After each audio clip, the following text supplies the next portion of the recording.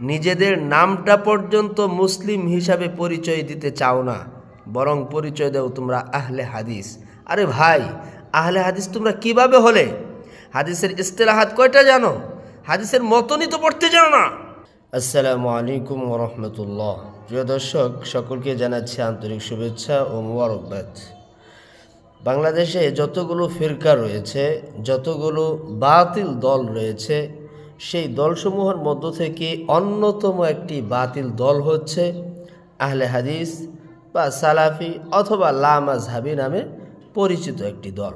প্রিয় দর্শক, এদের কাজকর্ম দেখলে মনে হয় ইহুদি খ্রিস্টানদের উচ্ছিষ্ট থেকে লালিত পালিত একটি দল আহলুল হাদিস।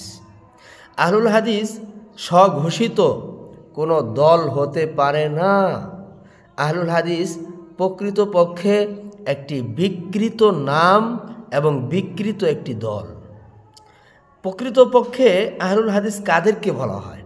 আহলুল হাদিস বলা হয় যে সকল মুহাদ্দিসিনে কেরাম হাদিসের উপরে গভীর থেকে গভীর এলেম অর্জন করেছিলেন, যেমন ইমাম বুখারী, ইমাম মুসলিম, ইমাম তিরমিজি, ইমাম নাসাই, ইমাম আবু দাউদ এবং ইবনে মাজাহ, এ সকল ইমাম সহ অন্যান্য আইম্মায়ে কেরামদেরকেই মূলত আহলুল হাদিস বলা হয়ে থাকে।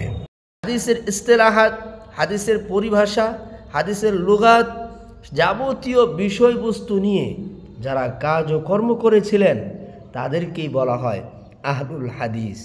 কিন্তু দুঃখজনক হলেও সত্য এটা যে আমাদের দেশের এই মুজাফফর বিন মুহসিনেরা, আমাদের দেশের এই মূর্খ ব্রাদার রাহুলেরা, আমাদের দেশে এ সকল হায়াত বিন বাশারেরা নিজেদের নামের শুরুতে লাগিয়ে দিয়েছে আহলে হাদিস।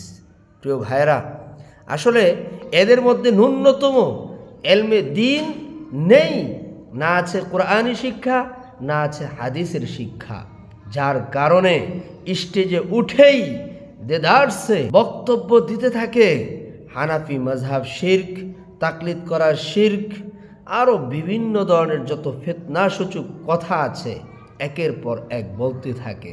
মুজাফফর বিন মুহসিন থেকে আপনি কি শিখবেন? শুধু এর মধ্য থেকে উগ্রতা, কর্কশতা, এগুলো ছাড়া আপনি কিচ্ছু শিখতে পারবেন না। কোনো কিছু নেই, হাদিসের এলেম নেই, কোরআনের এলেম নেই। আপনি যদি কোনো একটা বিষয় জানার জন্য প্রশ্ন করেন, তারপরেও আপনার সাথে যেই বাজে ব্যবহার এরা করে, যেই ব্যবহারগুলো রসুল থেকে কখনো পাওয়া যায়নি। কিতাল ফি সাবিলিল্লাহর ব্যাপারে এরা যতটা বিদ্বেষ লালন করে, তা কোনো হিন্দু, বৌদ্ধ, খ্রিস্টানরা বিদ্বেষ লালন করে না। প্রিয় ভাইয়েরা, আহলুল হাদিস কিতাল ফি সাবিলিল্লাহর ব্যাপারে যতটা বিদ্বেষ লালন করে, তা কোনো বিধর্মী বিদ্বেষ লালন করে না। চ্যালেঞ্জ। কেন? কারণ কি? তোমরা না কোরআন সুন্নাহকে পরিপূর্ণভাবে মানো? নিজেদের নামটা পর্যন্ত মুসলিম হিসাবে পরিচয় দিতে চাও না, বরং পরিচয় দাও তোমরা আহলে হাদিস। আরে ভাই, আহলে হাদিস তোমরা কিভাবে হলে? হাদিসের ইস্তেলাহাত কয়টা জানো? হাদিসের মতনই তো পড়তে জানো না। তুমি কিভাবে আহলুল হাদিস হয়ে গেলে আমাকে বোঝাও। প্রিয় ভাইয়েরা, এদের নাম হচ্ছে আহলে ফিতনাবাজ।